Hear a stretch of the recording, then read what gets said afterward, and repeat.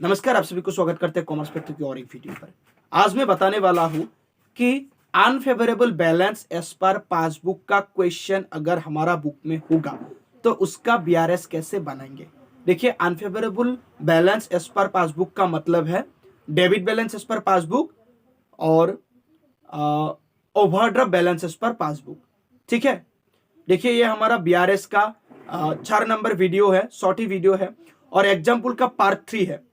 तो इस वीडियो के साथ क्लास 11 का बीआरएस का टॉपिक खत्म हो जाता है। और इस वीडियो को देखने के बाद अगर आप लोगों को थोड़ा सा भी डाउट है, इतना सा भी 1% भी, तो आप लोग कमेंट कर दीजिए, मैं जरूर वीडियो बनाऊंगा। इस वीडियो के साथ ही मेरी तरफ से बीआरएस खत्म है, लेकिन अगर आप लोगों को डाउट है तो मैं जरूर जरूर जरूर वीडियो बनाऊंगा। तो चलिए अभी हम हमारा एग्जाम्पल देखते हैं। तो चलिए हम शुरू करते हैं, जिसमें हमारा बहुत कंफ्यूजन होता है वो क्वेश्चन, यानी कि unfavourable balance as per passbook या तो debit balance as per passbook. Question पढ़ते हैं, prepare bank reconciliation statement from the following. अब देखिए, एक मैं बात अभी बताता हूँ, जब आप लोग एग्जाम में क्वेश्चन करोगे ना, तब पहले ये क्वेश्चन में ही प्लस माइनस कर लेना, यानी कि जो प्लस होगा बगल में प्लस लिख देना, जो माइनस होगा बगल में माइनस लिख देना। तब जब आप लोग बीआरएस बनाओगे तो इजी हो जाएगा, यानी कि सभी एडजस्टमेंट देख के आप लोग प्लस को प्लस में बैठा दो, माइनस को माइनस पे। ठीक है, पढ़ते हैं। पहला line, overdraft as per passbook. देखो भाई, ये है ओवरड्राफ्ट, यानी कि माइनस, यानी कि अनफेवरेबल, यानी कि debit balance as per passbook. जब debit balance as per passbook होता है तब होता है अनफेवरेबल या ओवरड्राफ्ट। तो आप लोगों को पता है, जो डेबिट बैलेंस है, जो ओवरड्राफ्ट है, जो अनफेवरेबल है, वो कैशबुक में हो या पासबुक में कहा जाता है माइनस कॉलम में, है कि नहीं? माइनस में जाता है ना। तो यहाँ पे मैं लिख देता हूँ माइनस, ये माइनस लिख दिया, ये तो हो गया। और एक बार बताता हूँ, जब ओवरड्राफ्ट, यानी कि जब क्वेश्चन में overdraft, debit balance, unfavourable balance ये शब्द दिखे, बाकी मत पढ़ो, माइनस में बैठा दो। ठीक है, बैलेंस माइनस में जाएगा। बी को पढ़ते हैं, इंटरेस्ट ऑन ओवरड्राफ्ट रेस ₹620 is debited in the passbook but it is not recorded in the cash book. देखो क्या हुआ, हमारा जो ये ओवरड्राफ्ट बैलेंस है, इस बैलेंस का इंटरेस्ट बैंक ने काट लिया। कितना काट लिया? ₹620। लेकिन ये बात कैशबुक में एंटर नहीं हुआ, यानी कि कैशबुक में रिकॉर्ड नहीं हुआ। तो इस केस में क्या हुआ, जो पासबुक का बैलेंस है, वो बैलेंस हमारा कैशबुक से ₹620 कम है। क्यों कम है? क्योंकि पासबुक से तो बैलेंस काट लिया बैंक ने, कैशबुक में एंटर नहीं हुआ। ठीक है ना। तो अब देखो इसका ट्रीटमेंट क्या होगा, मैं हर वीडियो में हर बार बताता हूँ, और यही मेरी ट्रिक है कि पहला बुक क्या है, पासबुक या कैशबुक? पहला बुक तो पासबुक है, तो जो भी करना पड़ेगा पासबुक में ही करना पड़ेगा। ठीक है, कैशबुक इज कांस्टेंट। तो ये हमारा पासबुक में बैलेंस कट लिया, कैशबुक में एंटर नहीं हुआ, यानी कि पासबुक कैशबुक से ₹620 कम है। तो पासबुक और कैशबुक को इक्वल करने के लिए क्या करना पड़ेगा, पासबुक में कम है तो पासबुक को बढ़ा दो, है कि नहीं, प्लस। समझ में आया? सी देखते हैं, a cheque issued to creditor but not presented for payment. क्या क्या हमने एक चेक इशू कर दिया, किसको इशू कर दिया? क्रेडिटर को। ओके, बट क्रेडिटर ने क्या किया, चेक बैंक में लेकर नहीं गया, यानी कि हमारा जो चेक का पैसा था वो बैंक से नहीं कटा। तो इस केस में मैं पहले बहुत बार बताया हूँ, इस बार भी बताता हूँ, जब हम चेक इशू या रिसीव करते हैं, जब इशू करते हैं उसी वक्त कैशबुक से बैलेंस माइनस करते हैं, और जब रिसीव करते हैं उसी वक्त बैलेंस प्लस करते हैं। तो इस केस में क्या हुआ, ए चेक इशूड, क्रेडिटर को इशू कर दिया और उसी वक्त हमने कैशबुक से बैलेंस माइनस कर दिया, पैसा माइनस कर दिया। कितना पैसा? 2700 रुपये। लेकिन क्रेडिटर ने बैंक के पास नहीं गया, तो हमारा पासबुक से बैलेंस कटा क्या? नहीं कटा। क्यों नहीं कटा? अरे क्रेडिटर ने चेक से पैसा निकाला ही नहीं, जब निकाला तब कटेगा। तो इस केस में हमारा कैश बुक का बैलेंस पासबुक से 2,700 रुपये कम है कि नहीं? कम है कि नहीं? कम है, क्योंकि हमने तो कैश बुक से पैसा दे दिया, कैश बुक से माइनस कर दिया। तो इस केस में कैश बुक और पासबुक को इक्वल करने के लिए क्या करना पड़ेगा? पासबुक से भी 2,700 रुपये घटाना पड़ेगा। तो घटाना पड़ेगा का मतलब है minus.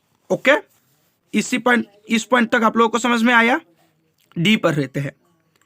The bank column of the receipt side of cash book, जो हमारा कैश बुक है उसका रिसिप्ट साइड, कैश बुक का रिसिप्ट साइड कौन सा होता है? डेबिट या credit? Debit side. Cash book का जो हमारा डेबिट साइड का बैंक कॉलम है वो अंडरकास्ट है 100 रुपीज। अंडरकास्ट का मतलब है कम होना, ठीक है? तो हमारा पासबुक में जितना भी रुपए है उतना रुपए से हमारा कैश बुक का बैलेंस 100 रुपये कम है।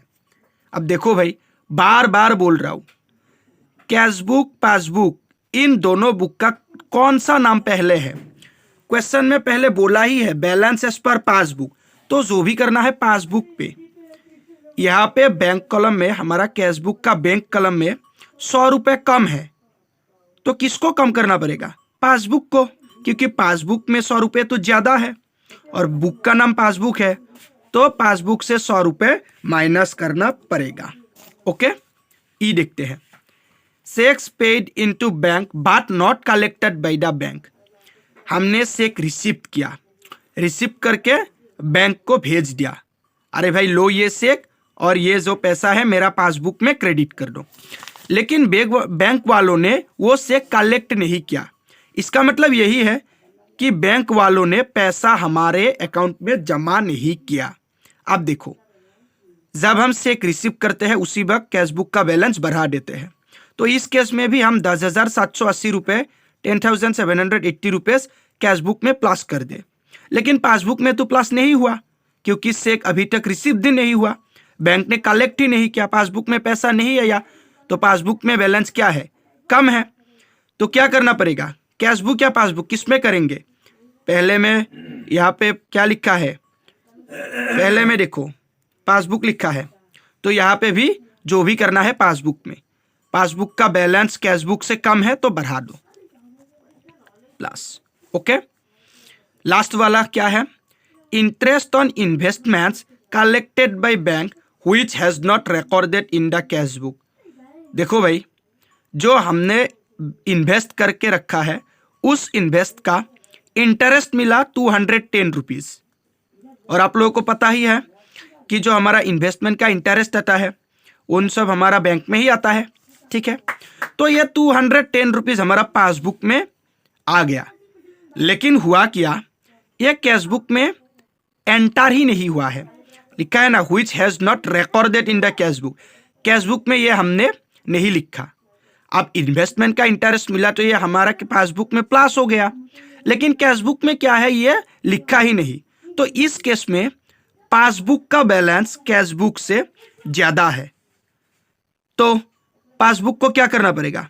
माइनस करना पड़ेगा। बार बार बोल रहा हूं, ऊपर क्वेश्चन में लिखा ही है बैलेंस एज पर पासबुक, तो जो भी करना है पासबुक में ही करना पड़ेगा, ठीक है? तो पासबुक का बैलेंस ज्यादा है तो घटा दो, इसमें क्या बुरी बात है, ठीक है? तो यहाँ पे हमारा माइनस कितना आया? पहला वाला, दूसरा वाला, तीसरा वाला, और प्लस बी ई दो ही है। अच्छा, माइनस में ए सी डी एफ और प्लस में बी और ई। तो इन सभी इंफॉर्मेशन को हम अभी बीआरएस में बैठा देते हैं, ठीक है? देखो ये सारे मैंने इंफॉर्मेशन बीआरएस में बैठा दिया।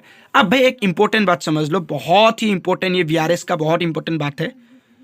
अगर ये पहला अमाउंट माइनस में आता है ना, अगर पहला अमाउंट माइनस में आता है, माइनस में कब आएगा? जब debit balance as per passbook या credit balance as per cash book होगा, यानी कि अनफेवरेबल में।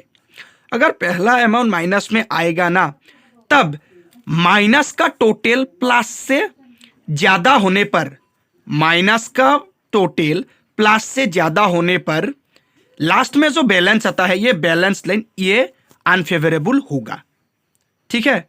और अगर ये पहला अमाउंट प्लस पे आता है, यानी कि situation credit balance as per passbook और debit balance as per cashbook का होता है, यानी कि फेवरेबल।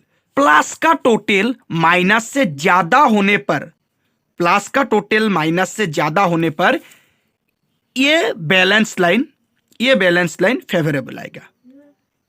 मतलब मैं एक और बार बताता हूं, आप लोगों को शायद समझ में नहीं आया। देखो, अगर माइनस का टोटल प्लस से ज्यादा है तो लास्ट का बैलेंस अनफेवरेबल आएगा, और अगर माइनस का टोटल प्लस से कम है तो लास्ट का बैलेंस फेवरेबल आएगा। सेम केस में अगर प्लस का अमाउंट माइनस से ज्यादा है तो लास्ट का अमाउंट फेवरेबल आएगा, और अगर प्लस का अमाउंट माइनस से कम है तो लास्ट का बैलेंस क्या आएगा? अनफेवरेबल। अब यहां पे हमारा प्लस ज्यादा है, माइनस कम है, तो बैलेंसिंग माइनस में आया, तो ये होगा favourable balance as per passbook, sorry balance as per cashbook. तो कैशबुक में अगर फेवरेबल बैलेंस है तो डेबिट है तो क्रेडिट है, कौन सा आएगा? Favourable balance as per cashbook का मतलब डेबिट। तो यही था आप लोगों का बीआरएस का एग्जाम्पल ट्री, और यहाँ पर बीआरएस में ख़त्म करता हूँ, ठीक है। तो मैं अभी लास्ट में ये दोनों क्वेश्चन और आंसर का फोटो लगवा दूंगा, अगर आप लोग चाहते हैं तो नोट डाउन कर सकते हैं, ठीक है।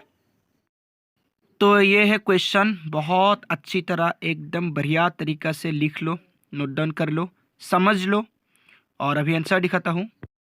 ये है आंसर, इसको भी नोट डाउन कर लो, और कोई भी कंफ्यूजन है तो प्लीज़ प्लीज़ प्लीज़ कमेंट कर दो, मैं वीडियो ज़रूर बनाऊंगा।